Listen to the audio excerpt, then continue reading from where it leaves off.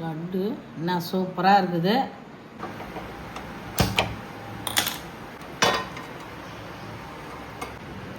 கடாய் காஞ்சிடுது.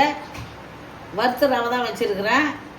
இப்போ முந்திரி பயிறு, பாதாம் பயிறு, திராட்சை வறுத்துக்கிறதுக்கு 2 ஸ்பூன் நெய் போட்டுக்கலாம். 25 கிராமு முந்திரி பருப்பு, 10 கிராமு பாதாம் பருப்பு, 25 கிராமு உணர்ந்த திராட்சை,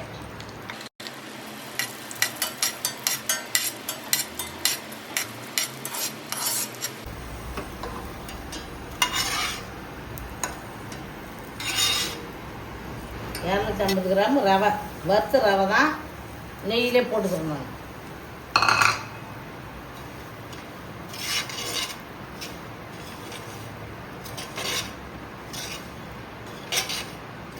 இருந்தாலும் நான் நெய்யிலே வறுத்துக்கினேன். இப்போ சர்க்கரை போட்டுக்கிறேன். 200 கிராம் சர்க்கரை,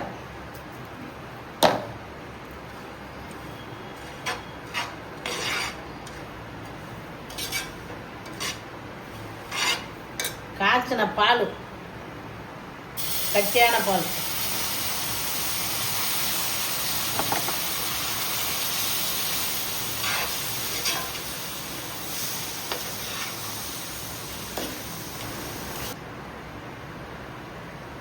ஒரு ஸ்பூன் மேலே நெய் போட்டுக்கிறோம்.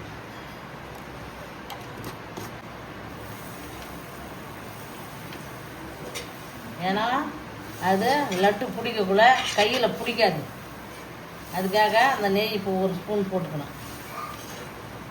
லட்டு பிடிக்கிற பக்குவத்துக்கு வந்துடுது.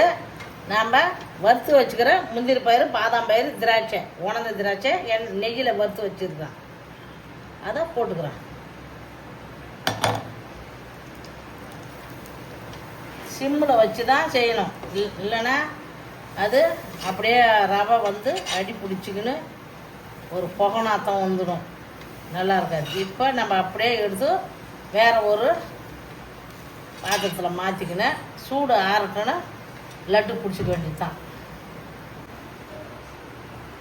இப்போ ரவை லட்டு, ரவா லட்டு பிடிக்கிற பக்குவத்துக்கு வந்துடுது.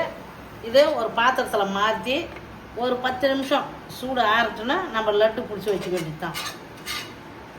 இப்போ லட்டு பிடிக்கிற பக்குவத்துக்கு சூடு ஆறிடுது. நம்ம நெய்யை கையில் தடவிக்கின லட்டு பிடிக்க வேண்டியது தான்.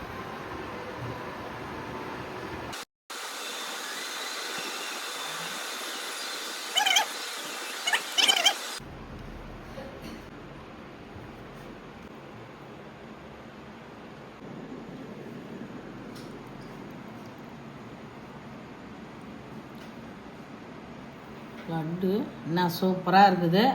நல்லா சாப்பிட்டா நல்லா அருமையாக வந்துருக்குது பாருங்கள்.